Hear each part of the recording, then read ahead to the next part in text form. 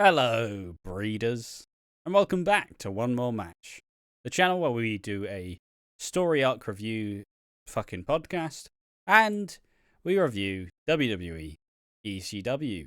This time it's episode 9 of the revival. It's August 8th, 2006.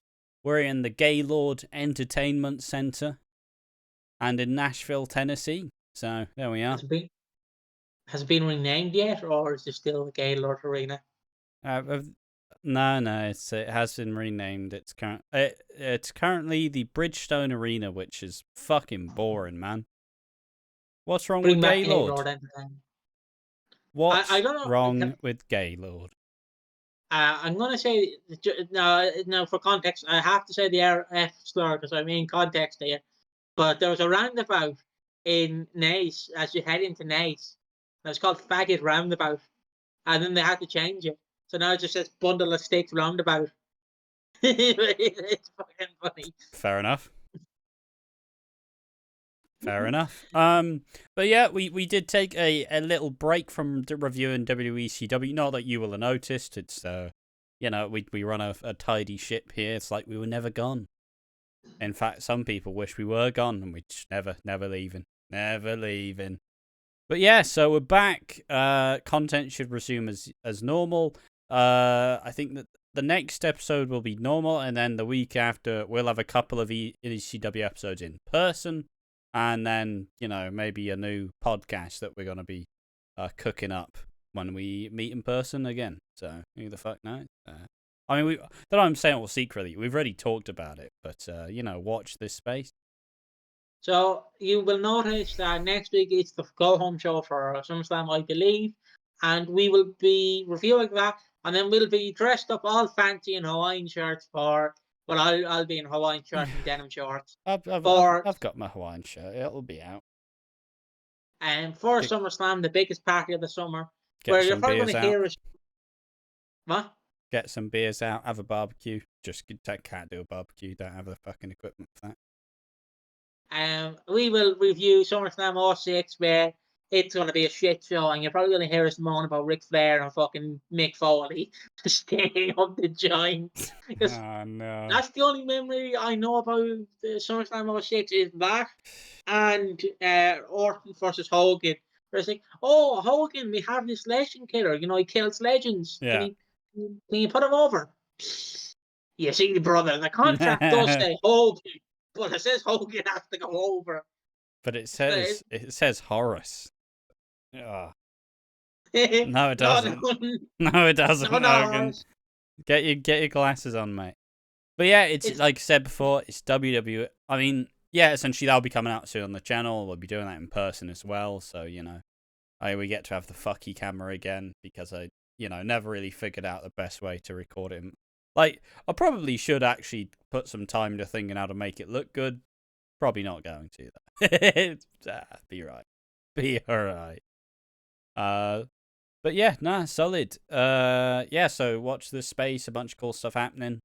The first episode of the One More Match podcast came out, alright? Yeah, it did come out. 20 views. We've fallen off. It's what can you expect? It's 2 hours and 53 minutes. And we did promise a third guest, but again, we didn't pay them in time, so they didn't show up. So exactly. You get what you're given, and I hope you guys enjoyed the episode coming on St. Patrick's Day. Hope you all had a lovely St. Patrick's Day. I know it's a week delayed because this comes out tomorrow, but we recorded ahead of time and we didn't know when the podcast was going to be released, basically, until I just went Patrick's Day. So I hope you enjoyed that content. I hope you enjoy these unedited videos, because I enjoy it because it feels like you get the full experience. It's something a bit more authentic. It's not like, all right, cut. It's just raw. Yeah, because I would edit them, but at the same time, I'd be asked. Oh, mate, you got no excuse soon. You're getting your PC. Got no excuse soon. Well, actually, the way like the PC came, it just fell into water. I don't know what happened. Yeah, well, yeah, it's just To be fair though, I will just say, even if that happens, be fine. Just fade it in, fade it out. Easy. That's all you need to do. That's all you need to do. It'll make it look like we're actually like we're polished, which we're not. But yeah, stay tuned for all of that, and we hope you enjoy this ECW. And without further ado, let's get into the Gaylord Entertainment Arena and get Center. some It's a James with center, wrestling. rather. All right. So the first match. It's even a match. It's just a segment where It's a match, but it's a segment. Yeah, Mike Knox comes out, as who does sucks Tommy cock? Dreamer. Tommy Dreamer, who's injured for reasons. He's injured because he was thrown into the barbed wire last week, and the fact he was battered. So he's just selling his injuries from the previous week. He might have been on SmackDown or Raw. I don't know. I don't know that much.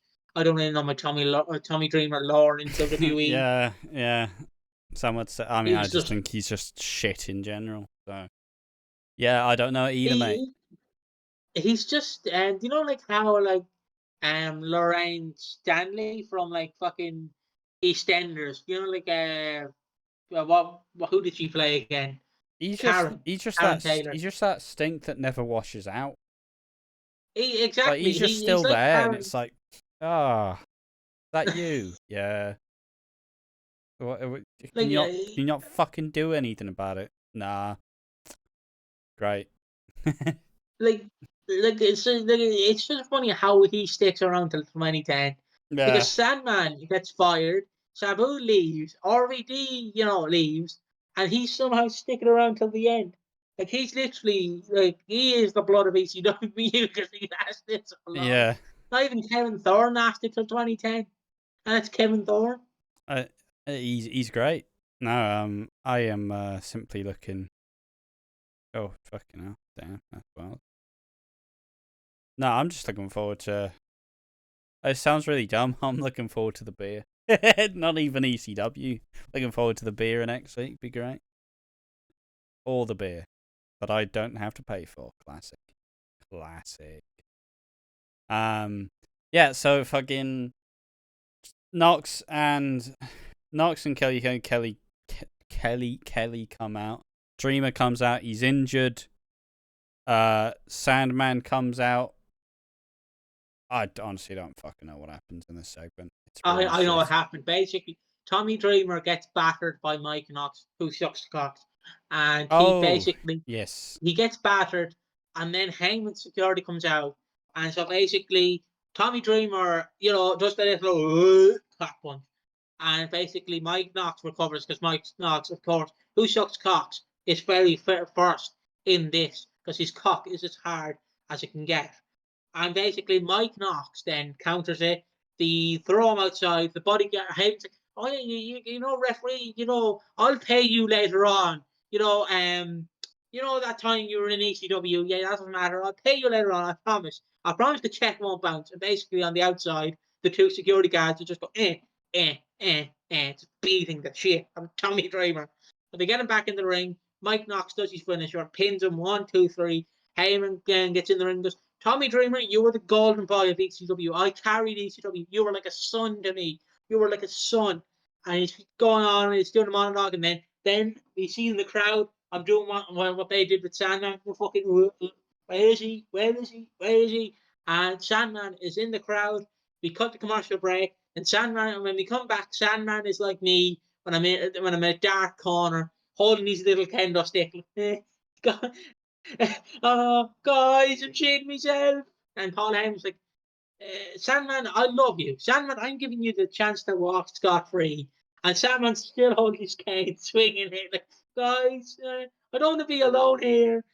And they're like, get Tommy Dreamer into a medical facility because we don't want to say hospital. And so he's like, Sandman, you're going to go in a handicap match against Mike Knox and Test. And it's not an Extreme Rules match. It's a handicap match. No rules. There's no Extreme Rules. And then Test comes out. And Tommy Dreamer is being held to the back. And fucking Test runs in. Big boots, Tommy. Up the ramp. I cheered like a fucker. I was like, oh, come on, Test. Run down and boot him in the head. Boot him in the head. Go on. Yeah! He fucking kicks him in the head. And then basically the match happens, but it doesn't happen because of Sandman. And basically, the entire match is just Mike Knox and Test just punching Sandman. And Sandman just goes, "Oh, you cons. Fuck this." Grabs a kendo stick, just whacks him. And the referee's like, "You DQ him. Yeah. And he just beats, I don't know how he beats up Test and Mike Knox with a kendo stick. So, because they're Mike Knox and Test. You build these guys. But you Sandman. Again, you can love Sandman, you can hate Sandman, I don't care. Yeah. But he's fucking Sandman. Why are we putting this much build into Sandman? Yeah. I understand half the roster can't wrestle. I understand that. And I'm not one of them purists who say every wrestler can wrestle. Well, every wrestler can wrestle, but you know what I mean? I'm not saying that, but Sandman can't wrestle, guys. He's literally just drink the beer, a fucking hard as nails. He's literally just that. And I just don't understand why we're putting so much build into fucking Sandman. I mean, he's one of the few, right? He's one of the few who can kind of still go, and he's still over in a way. I mean, yeah, because he drinks and he just does the I'm Sandman. Pretty much. But yeah, so yeah, Mike Knox did defeat Dreamer, and then Mike Knox and Test defeat Sandman by DQ. So shit. It's so shit. Yeah, it's a really garbage. It's a really garbage segment. We then get there's another promo in between this one. There's I think it's a Balls Mahoney promo. He does the same one as normal, I'm handsome. Ha ha ha. Ugly fucker. Oh yeah. It's just I don't know. All the ECW guys are cutting the same promo.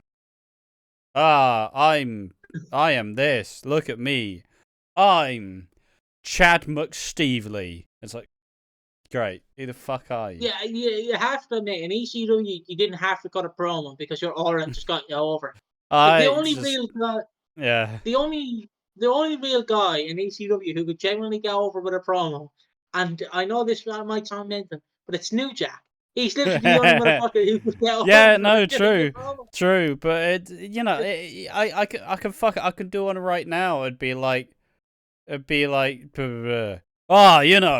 been wrestling for 20 years now, and there was only one place where I felt at home, and that's ECW. I'm gonna be the most extreme. I'm Graham McMichelangelo DeVito. It's what the fuck's going on here?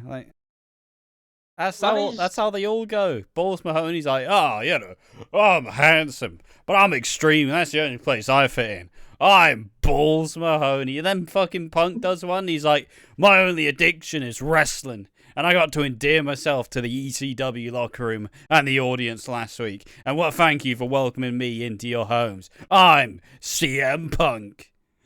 I'm just glad that Shannon Moore doesn't speak, so we can just see the pain in his eyes as he has to do the Painmaker makeup. Even he can't live through that fucking nonsense. You know, how they do promos with Sting. They show Sting painting his face, and they do it with Jeff Hardy. They do the serious Shannon Moore, and it's It's kind of like when Mojo just put that blue squiggle on his face. That one, yeah. Or when they're doing a promo with Mojo, and it's okay, Mojo, time to apply your makeup. He just grabs 2 stickers, just pops it on his face. Love Mojo. The Mojo Rawley saga. We will be reviewing his entire run from NXT to WWE to being fired. And then promo to another promo as we get to see it's a full moon, which means that Kevin Thorne's here, which doesn't make sense because he's a fucking vampire, not a wolf. He's not a wolf. Why is there a full moon? Why? Doesn't matter. He's not a wolf. He's a vampire. Fucking sort it out, lads. What? I want to bring up. Why would it matter that there's a full moon? It matters that it's not fucking daytime. That's what it matters. No, he's a vampire. He's not a wolf. Stop fucking mixing up your mythologies, for fuck's sake. Jesus Christ. My favorite thing is not what happens in the match. It's that and the fact that they do the intro, they throw in themes, and that's like, oh, Stevie Richards, and it's like, what does everybody want? Oh, fuck off, mate. Yeah, so it's Kevin Thorne with Ariel versus Al Snow, and like I said, I was like, yeah, Stevie Richards, because I was like, in my head, I just imagined it, I'll show you, you'll see, yeah, fucking, here we go, boys, hey, it's fucking Stevie Richards time, motherfuckers. Oh, it's Al Snow. What does everybody want? What does everybody need? It doesn't even come out with Head either. He doesn't. No, he doesn't. He left Head behind. Like, at least bring Head with you. You never look when you have Head, you got to appreciate it. Don't appreciate it, you got to let it go. It's not always gonna be there. It's got to take it when you can. One of my favorite Al Snow moments is in 1999, I believe. He's feuding with Bob Holly, and obviously, the way his entire gimmick is he has a head. They were printing an action figure at the time for Al Snow, and they got a little head accessory, but obviously it had a face on it. So a mother walked into Target and went, "Oh fuck, why is this man coming with a severed head?" Because they obviously thought it was a female, and so the entire storyline, Bob Holly comes out on Raw, and he goes, "All the little Sparky plugs can't get the Bob Holly action figures because of you." It's one of the funniest, like, it's a feud because Bob Holly's action figures can't be sold because of Al Snow. And I just love it. And that's the entire feud. It's just that. And that's my favourite Al Snow moment. It's just the fact that mother walked into Target and went, why is he coming with a severed head? I mean, nobody's fucking caring about fucking Bob Holly action figures. Except for me. I'd buy Bob Holly. I'd be content with it with the Crash Holly fucking action figure. I'll just say that's Bob Holly as well.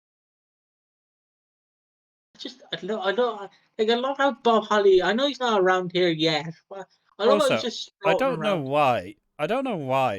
Why did they dress up the same? Who? Crash and Bob? Yeah. Cousins to look alike. What are they actually cousins? I actually don't know. They might be. You'd have to have a look into that. I don't think they're cousins. They might be the same, like Roman Reigns and The Rock, where they're like trying to get something over, but they're not actually. Like I think they just hung out with each other. Like they weren't. They're not related. They can't be. Are they related? I generally don't know. I don't think so.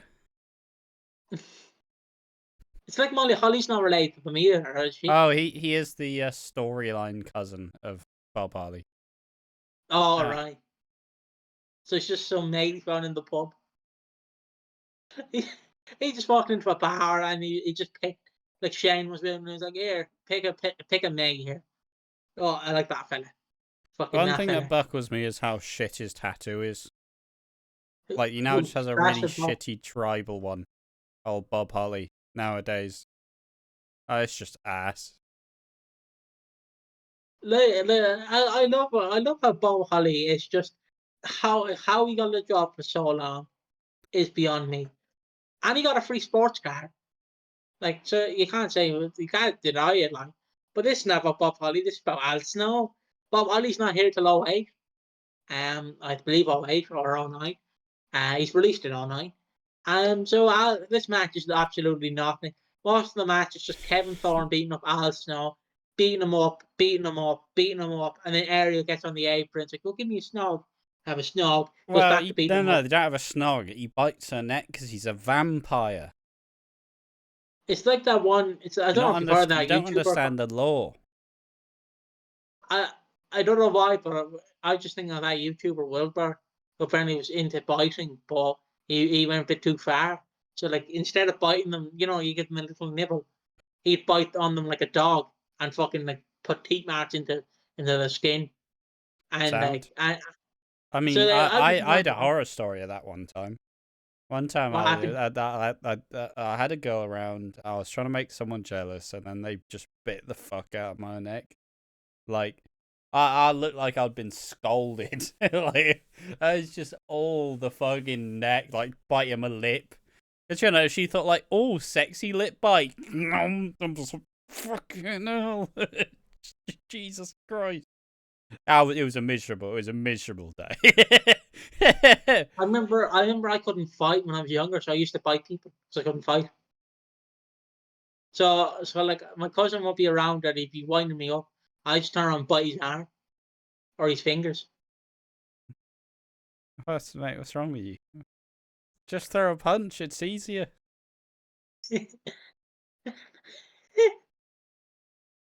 I say that I've never been in any proper fights like, but fucking just throw a punch. Don't bite. Fucking hell.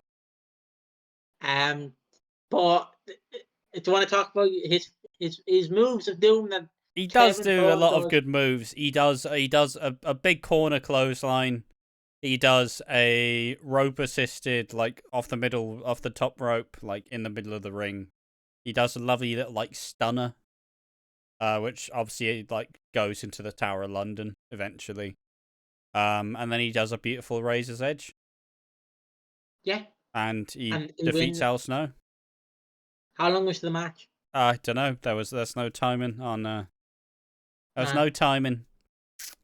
We um, then kind of go in between. There's either a promo with Big Show or there's a promo. There's also a Sabu in there and a Kurt Angle one. Whatever. What and Kurt happened first? and Kurt Angle. Some lines I want to bring up from the next two promos is like Sabu's is just white meat, baby face, like he's like I'm I'm Sabu. extreme. I'm gonna Yeah, beat Kurt Angle. and Kurt Angle's like one of my favorite lines he says in this promo is Sabu, homicidal, genocidal, suicidal. You will find out that you're suicidal because you're stepping in the ring with Kurt Angle. And No, I was like, I think it's more so the only thing suicidal is stepping in the ring with Kurt Angle. So, oh yeah, yeah, fucking hell! What a great line.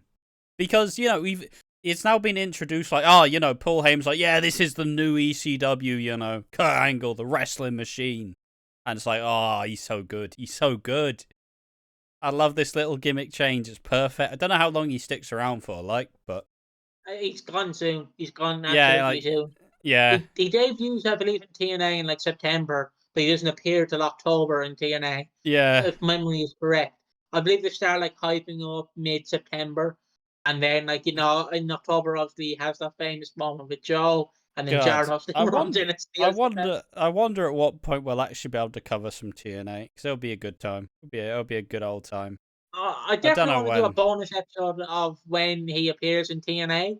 Yeah, Because like I don't know if the show is good, but it's like 50 minutes, and the ending is just brilliant. Because Jaw's in the ring, and then Angle obviously comes out, rises above the thing, and he's like how he's treated in ECW. The fans yeah, are like, holy shit, it's Kurt Angle. yeah. The only problem is, of course, Christian Cage got pushed to the side, but I mean, let's be honest, all six Angle or all six Christian. Yeah, yeah, like come Do on. you really choose? Um like he had his time, so fuck it. Uh, But yeah, and like Jarvis was it's a weird jealous. thing with this where it's like, we're doing the podcast, we're doing more and more ideas and it's like there's no time for anything anymore. It's fucking hell. But Just, like I'm I loving. still I look forward to covering all of WWE ECW, doing a cover Game Show NXT at some point. It's not nearly as long. Doing a fucking cover some like early 2010s TNA. You want to do that, There's too much going on, lads. There's too much fucking happening. Like obviously, like I love the idea of covering some TNA, but if we're covering TNA, I just want it to be like an one off or two appearances, like not too often, because I feel like it's like how YouTubers who grew up in the 90s and 2000s like don't really bring up WCW, but they watch it to see if it's shit, and like go back and watch all of I WCW. mean, to be I fair, was watching. one thing I really do want to go through like fucking Bobby Roode's world title run. I want to go through that. like Yeah, fully. happen at some point. Yeah, at But some point. I was watching Wrestling Pilots review Thunder. He was reviewing an episode of Thunder from July 1st, 1999. And I had no idea that this happened, but Macho Man's got a little Nokia phone, and he phones Kevin Nash. And Kevin Nash is like, go to this phone booth, and obviously Macho Man's freaking out. He's like, I don't fucking know, I don't fucking know. Yeah, because it's Macho Man in '99, he doesn't know what to do. And then he shows up at the phone booth, and he's like, yeah. But if you take 2 left and a right and a left, you'll find me. And he's like, I don't know, Nash, I don't know. 2 left, 2 right, what do you mean? He's like doing all of this batshit stuff. And then he shows up. For some reason, the girl that he's trying to get is in a ski mask. And and then Sid comes in, batters Nash, and then a fake Sting shows up, breaks a fan over Nash. And then you just sat here like, what is going on? Even watching a review, you sat there going, I'm so fucking confused. Like, because usually a reviewer, like, like Roberto, will explain what's going on. But I'm just sat here listening to this man review WCW, and I'm like, what the fuck's going on? What the fuck's happening? How did this last till 2001? Is the thing. But this now we go to, I guess, speaking of WCW, the only WCW, WWE, and EC fucking W champion comes out. It's the extremist, the Big Show. Look, I'm out on Big Show now. I can't lie, all right? Because he comes out in a suit, and it's like, okay, all right, he's in a suit, and then he cuts like this. That's one thing that's great. That I look fucking great. It doesn't look great. He's got the little shitty like beard and like the little like it looks like he's got 2 balls on his chin. And he says, I'm gonna bring some class to ECW. And it's like, you've been wrestling in the Extreme Rules main event, get bleeding every week for the last like fucking 9 weeks. What's changed, Big Show? What's changed? Right? He was embracing the Extreme. He was becoming our ECW champion. But what's changed, Big Show? You've changed. I don't like it. I miss Extreme Big Show. I want to bring. I hope you remember the line he said about Sabu, or like Sabu suicidal. The only option you have when stepping in the ring with Big Show, it's something like that. He's suicide. You realise the only option is suicide. Fuck yeah. But then he says something really stupid, like, oh yeah. The other one he says is, Kurt Angle, I'm gonna break you like I break crackers in my soup. like, what the fuck is that? What is that line? Oh, that's crackers with their soup. You have bread. You got croutons. Get them fucking croutons in, boy. And also, I want to bring up the fact that Ash brought this up to me, but I also seen it. Is fucking there's an Asian fan. Yeah, mate, he sends it. He does the fucking. He fucking. Like he fucking launches it. Oh, it's a Big Show. Also, I don't know. I know what happens. Never mind. I'll bring it up when we get to it. But your Big Show cuts a white meat babyface promo. I also forgot to mention that when Ariel and Kevin Big Thorne Show are doing cuts their a white entrance, meat babyface promo. What are you on about? He cuts a white face heel promo.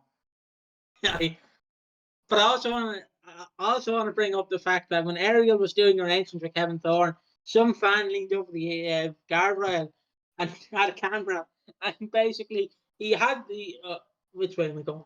He had the camera looking up her ass. He just started going, oh no.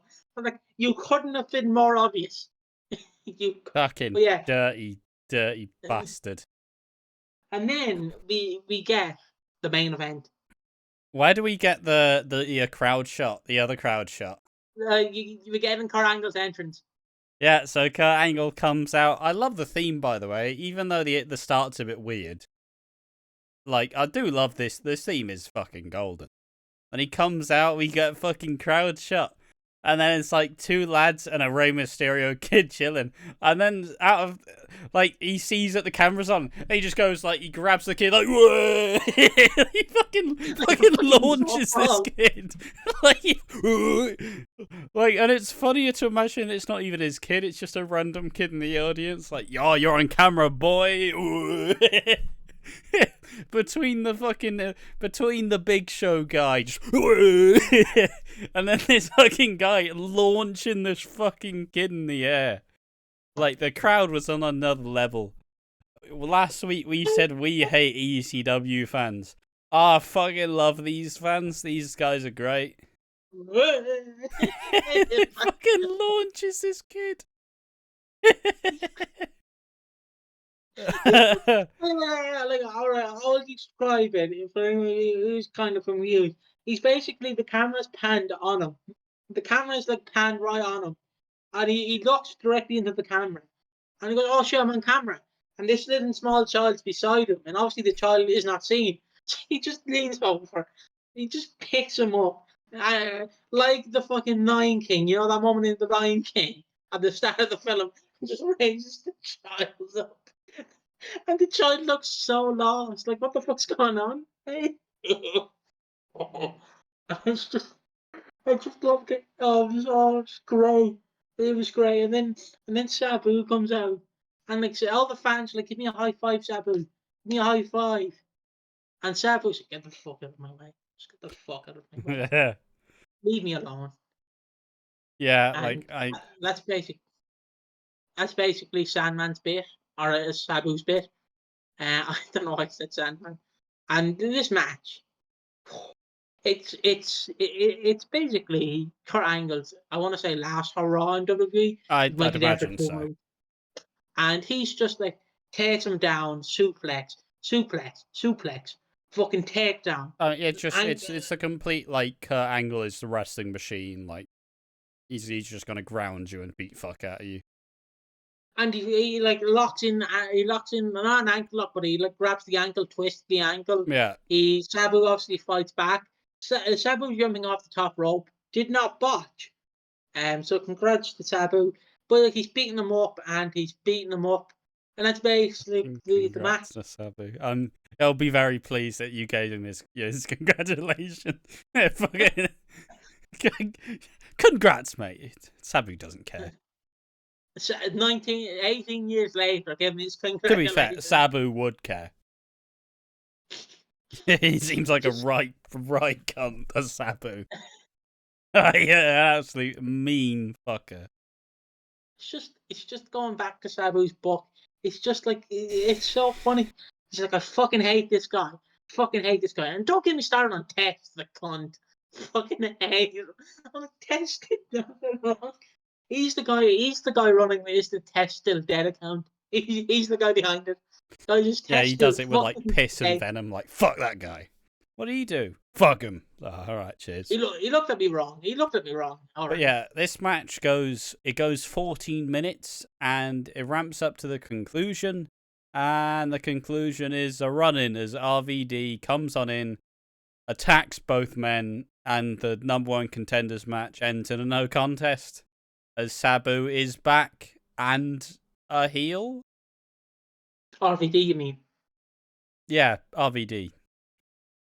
Did I say RVD the whole time, or did I say Sabu the whole time? You said Sabu turned heel. No, you didn't. But yeah, RVD runs in, attacks everyone, and yeah, RVD's returned and now is heel, I think. Like, I'm sure there's a reasonable like thing to why he would attack, because, you know, he did kind of unjustly lose that ECW title.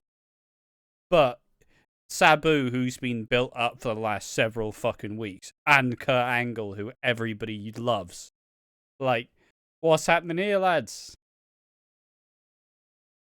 And that's what we have to find out on next week's ECW, which I'm actually looking forward to, and we're gonna do right after this one. So fucking stay tuned. If we're a bit addled, maybe the next episode's shit. So you will never fucking know. And yeah, no, solid. That's ECW number 9. That is August 8th, 2006. We're getting further and further and deeper into the world of extreme. Are you an extremist? No, you're a breeder. Because this is one more match. I want to thank you for watching this episode of WWE ECW. And as always, make sure to leave a like, a comment, and a subscribe. And just stay tuned for more things, one more match. See you then. Bye-bye.